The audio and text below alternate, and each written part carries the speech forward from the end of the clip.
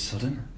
So, Royal Ascot is here. It's the first day of the 5-day flat racing spectacular, and we're going to do a live through the card preview each and every morning with a different Timeform expert. So for the first day, it's the turn of our flat editor, David Johnson. So, morning, David. Morning, Nick. How you doing? Yeah, not so bad, thank you. How about yourself?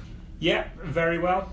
Really looking forward to Royal Ascot. You know, everyone gets excited about Cheltenham over jumps, and this is our Cheltenham basically. And if you're not looking forward to this, then you may as well go home and do something else, I think. Where does this rank? Is this your favourite racing week, or have you got a bit of a soft spot for somewhere like Goodwood or the Prix de l'Arc de Triomphe? Well, Royal Ascot's right up there, but being based up north nowadays, the Ebor meeting will always be the one for me. But yeah, this is a very close second. Okay, so we'll jump straight into it. We're going to be running through all 6 races today at Royal Ascot. I'm going to put it up to David, and hopefully he'll give us a few winners as well. We'll do our very best, that's for sure. So we're spoilt for choice, really. I have to say, it's probably a pundit's dream, really. The first day at Royal Ascot, 3 Group 1s, and we start off with a really juicy-looking Queen Anne Stakes with Ribchester, the even money favourite. What's the Timeform stance of Ribchester? Is he the one to beat? Well, yeah, he's obviously the one to beat when you look at the ratings he's achieved. He's got a Timeform adjusted figure of 145. I think that gives him £3 or £4 to play with. Whether that makes him a good bet at around even money, I have my doubts, to be honest. He did have the run of the race in that Lockinge Stakes. Obviously, you know, he was supposed to have the pacemaker. It didn't work, but he ended up getting an uncontested lead. So when you take in even money around in a race like this, you just want to know that you've got everything in your favour. And I just want to see him produce that kind of top-class form again before we can take it at face value. So at around even money, it gives us a good betting shape to the race, really, in terms of an each-way angle with one of his opponents. And the one that appeals to me most is this Mutakayev of William Haggis's. Mm-hmm. You know, you look at some of his form last year, and he's a proper Group 1 horse. He was not beaten at all far in the Juddmonte International, you know, behind Postponed and Highland Reel. You just can't knock that form. It was right there on the time performance as well. So, I mean, he's disappointed in Dubai. He was beaten quite a long way there, but he had an interrupted prep, if you remember. He ended up missing out running in the Winter Derby. So, you know, everything, I think it was a bit of a rush to get him there. He's always gone well fresh, so I'm not too bothered that he's not run since March. And if he reproduces his very best form, a well-run race at a mile, I think is going to be absolutely fine for him. And I'm struggling to find 3 horses that are going to finish in front of him if he turns up on his very best form. So, what is he, about 13-2, I think, this morning? That's a very, very solid each-way bet, I think. So Mutakayev each way in the Queen Anne Stakes, but Ribchester very hard to oppose at the top of the market, I think, for many. Yeah, I mean, wouldn't want to suggest that you know, he doesn't deserve his status as that solid favourite, but you know, we've got 5 days at Royal Ascot. It's a long way back if you're playing catch up from losing a lot on a short price favourite in that first race. Reminds me very much of Cheltenham a few years ago with My Tent or Yours in the first, and he was very much everyone's banker in the Supreme, and that didn't go very well, if I remember correctly. So. That's correct, yeah, he ran well, but he just found one too good, and it wouldn't be the biggest surprise if that happened again for me in this. So from the Queen Anne Stakes to the second race of the day, the Coventry Stakes, and a completely different proposition here, a 2-year-old contest. De Bruyne horse, prominent on Timeform figures, but I believe you've got a couple of fancies at a big price here. Yeah, I think so. I mean, like you say, the shape of this race is very, very different. We've got an 11-2 the field here, whereas obviously even money Ribchester, so it's an open race. Brother Bear is, I think, the favourite, but he faces very different ground conditions to what he had over at the Curragh last time, and for that reason, I don't mind taking him on. The 2 that look interesting to me, the Akbar and Hadaf. Mm-hmm. You go back to a run that they had over, I think it was 5 furlongs at this track last month. It was a really solid time figure. There was 3 or 4 that finished in a heap, but the time performance was very strong, and I do think that both of those are pretty interesting. Akbar, he's since disappointed. He went actually and finished behind Brother Bear over at the Curragh last time, but we mentioned the ground. It was softer there. I don't think that suited this American-bred horse at all. And if he was coming straight here, we've seen how well Charlie Appleby's done with some of his juveniles. The fact that they're still bringing him here suggests he's still pretty high in their pecking order. I think he's about 25 to 1. I can see him outrunning those odds. And like I say, given how Hadaf wasn't beaten at all far, he's 40s, 50s. He'll definitely improve for the step up to 6 furlongs, I think. And, it's an open race. Everything's basically got to improve. When you look at the Timeform figures, Brother Bear is on 116p. We've got the other horse that won at Epsom. A De Bruyne horse. Yeah, De Bruyne horse. He's on 117p. Typically, to win the Coventry, you've got to run to a figure of 132. So everyone's sort of playing catch up. So I'd rather pick a couple of those at the bigger prices to take that big leap up. Okay, so very interesting there. Massive prices. Akbar 25 to 1 and Hadaf 50 to 1. Worth a go each way. Certainly hope so. Yeah, I'll be back in both of those each way. Yeah, be a posh tea tonight if one of those two come in. So straight into one of the really exciting races of the week, I think, the King's Stand Stakes, a really wide open renewal. Marsha and Lady Aurelia top of the market. What do you think about this one? It's certainly an interesting setup. 2 4-year-old fillies. Obviously Marsha's a 4-year-old filly, and the American filly, she's only a 3-year-old still. So it's not often that we see the market dominated by those kind of horses. And I mean, they're there on merit on the Timeform ratings. Lady Aurelia on 141, Marsha on 140. Both of them Group 1 winners. It's just a pricing for me. They're both a little bit short. Lady Aurelia, she's the one that's probably going to make the race. She showed blinding speed as a juvenile. Imagine that from that high draw, she's going to sort of be ridden with a catch me if you can kind of mentality. Must note the jockey change obviously there. Frankie Dettori unable to ride, he's injured. I think is it John Velasquez that picks up the ride at late notice. So obviously he's had Royal Ascot winners, but wouldn't know the track as well as what Frankie Dettori would. So I wouldn't see that as a positive that Dettori misses a ride. But I think the one that interests me is this French horse, Signs of Blessing. He's run well at this track twice before. That was over 6 furlongs. He wasn't beaten at all far in the Diamond Jubilee last year. And then he led them for a long way in the Champions Sprint last autumn. I think the key thing with him is the drop back to 5 furlongs. He was really impressive on his reappearance. He beat last year's winner of this race, Profitable, and he didn't just beat him, I think he beat him by 2 lengths, and he was conceding him a lot of weight. I think it was 11 pounds. We've taken a relatively cautious view of that, so we've still got him with a bit to find with Lady Aurelia, but it could be that we've been overly cautious. If we have to adjust that on the back of this, we will do.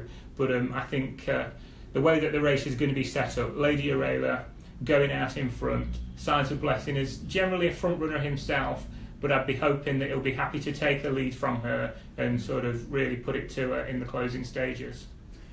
So interesting, a French raider could take the spoils in the King's Stand. And we move on to another fascinating Group 1 in the form of the St James Palace Stakes, dominated really by the rematch between Churchill and Barney Roy. Where do you stand on this? Can anything cause any trouble in behind, or is it between these two? It very much does look to be a match on paper. For all, obviously we've got the dead 8, and I think the third in is sort of a biggish price. So there's that obvious each way angle that is attractive to all those each way thieves. But I think we're talking. It looks a head to head. Churchill on 140p. Barney Roy on 139p. There's not much at all between them. For me, I thought that Barney Roy would be a slightly bigger price than what he is. I think he's a very best price of 5 to 2 this morning. I think if I was going to back Barney Roy, I would want slightly bigger than that. I'd be looking more around 3 to 1, 100 to 30. Churchill, yes, he did have the run of things more than Barney Roy in the 2,000 guineas, but he just strikes me as the kind of horse that is only ever going to do enough. He was only workmanlike again, relatively speaking, really, in the Irish 2000 Guineas, and that's sort of been the story all along with him. He turns up, gets the job done. That was, I think, his 4th consecutive Group 1. I think he might have to battle. He might have a real race here, but I think the St James's Palace, it'll be the 5th Group 1 for Churchill. Yeah, I mean, for all that Churchill looks to be in a bit of a battle with Barney Roy here, we've got a 4-time Group 1 winner, a dual 2000 Guineas winner. Could 4 to 6 prove to be a bit of a steal in the end? Or is it always rude to say 4 to 6 is ever a steal? Yeah, I mean, it's not a race that I'll be getting involved in betting wise. You know, like we say, there's 6 races today, there's another 4 days. You don't have to get involved every time. It's an intriguing race, one that the market hasn't missed too much. But I mean, we know that some of these O'Brien horses, if the lads get involved, that we can see them smashed off the boards, and it wouldn't be a huge surprise to me actually to see Churchill going off around 2s on. So that 4 to 6, if you don't mind backing him at a short price, I'd rather back him at 4 to 6, I think, than Richester at even money. So yeah, Churchill, I think, deserves very much to be the one to beat. Looks a fascinating encounter. We move on now to the Ascot Stakes and some unfamiliar names in the flat racing fraternity in the form of Nichols, Henderson, Alan King. 2 miles, 3 furlongs. It's one that the jumps trainers get involved in. Where do you stand in this? Do you think it's one for the National Hunt trainers, or do you think it could be one for a flat performer? Like you say, we often see that the jumps boys do really well in this race. And just reeling off the list of trainers that have won it recently, Jarlath Fahy, Irish jumps trainer in the main. Willie Mullins, I think he's an Irish jumps trainer as well. He can't win. Exactly. Charles Burns, John Joe O'Neill, and then back in 2012, Willie Mullins again. So they have dominated it, and they do look to have a good chance of carrying it off again. I think Mullins has the favourite, Thomas Hobson. Who Dares Wins, Alan King is 2nd favourite, and I think Beyond Conceit is 3rd in. I think of the jumps ones, the one that's most interesting to me is this Beyond Conceit. Henderson hasn't won it recently, but has won it in the past. This horse is an 8-year-old now, but he's relatively lightly raced. Really liked the form that he's been showing since he's come back this spring. Wasn't beaten far in the Grade 1 at Aintree, I think, the 3 mile Sefton. So we know from his flat form that he stays this extreme trip, which you couldn't say that about a lot of these. So I think he'll run well, but I really do like one from the flat boys, and it's one of Rafe Beckett's, and it's this Magic Circle. Anybody that saw the Chester Cup will know how unlucky he was. He was drawn in the car park in 19. Obviously there was only one way that they could ride him from there, right out the back. Creeping closer all the while, but still had too much to do on the final bend, but he really did finish strongly. That was 2.25 miles. I certainly think he'll be fully effective over 2.5, and he's just one of those flat horses who's a bit of a rarity in this race, is that he's still getting better. A lot of these Royal Ascot handicaps, they tend to be quite bloated of exposed horses. He's the exception, Magic Circle, and I can see him sort of finish his race strongly when others have cried enough over this extended trip, and Sylvester de Souza on board for the first time. I think he's going to go real close. Could be a winner for SDS then, and that's your next best of the day, I believe, isn't it, Magic Circle? It is, yeah. We're saving the bets until later in the card, the real ones. Magic Circle, I'm hoping that, like I say, I think we can still get about 10 to 1 that. I would have had him single figures around 7 to 1, and hopefully he can get us off to a good start. Now, last race of the day, and you've written a piece for the microsite with a nap, a next best and a long shot, and rather bravely your nap comes in the 2-year-old contest, the Windsor Castle 24 runners, a 5 furlong cavalry charge. Declaration of Peace is 3 to 1 at the moment. We've also got the addition of not one but 2 Wes Ward runners, and we know what record he has at Royal Ascot. What's your angle in this race? Yeah, you say it's brave, but when we look at the betting and see that he's around a 3 to 1 shot now, it's possibly not that brave, but I just think Declaration of Peace is going to be very, very tough to beat, and we've got the 2 Wes Ward horses in there that help hold his price up a little bit. The key thing with Declaration of Peace is his form, basically. The Windsor Castle, like you say, it's a 20-odd runner race, but let's be honest, this is a weak race. There's a lot of horses here that basically have no business being at Royal Ascot. A nice day out for a few owners, but they're coming here with 50 to 1, 100 to 1 rags that have got no chance. Declaration of Peace is a standout on form of those in Europe. It was really impressive when we saw him at Dundalk last time. Is typical really of the O'Brien 2-year-olds that we've come to expect. Beaten on debut, improve shed load next time. And the key thing about that Dundalk performance was the time. It was impressive.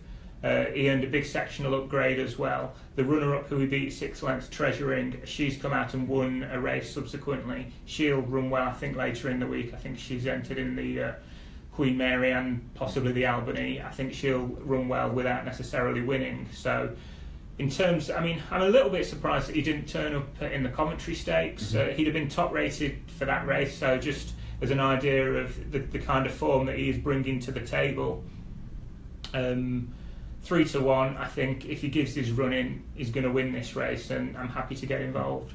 Can we just quickly touch on one of the price? One that's caused a lot of buzz really in this part of the world and on social media is one called Marching On Together, that was bought for a massive price by Sheikh Farhad and is a huge price today. Can he sneak into the places at 28 to 1, or is this a bit too hot? I say he's one of those that was, I think he won his maiden at Leicester and was picked up privately, wasn't he? And obviously you can see why connections want to bring him here. I'd be surprised. He looks to be one of those that probably isn't going to be good enough in a race as deep as this, to be honest. Fair enough. Well, so it's Declaration of Peace, the best till last is the nap. So thank you very much. And on a closing note, is there anything at the end for the rest of the week? Because this is you for today, different pundits each day for the week. Is there any nap or bet that's caught your eye in the rest of Royal Ascot that you want to put up? Or what have we got to look forward to later in the week? I suppose, I mean, I've had a few anti-post bets. There's one that still looks to have a fair bit of hope and is still a pretty tasty price. I think he's Danzino in the Wokingham. Sylvester de Souza is going to be on him for the first time since he's teamed up with Mick Appleby.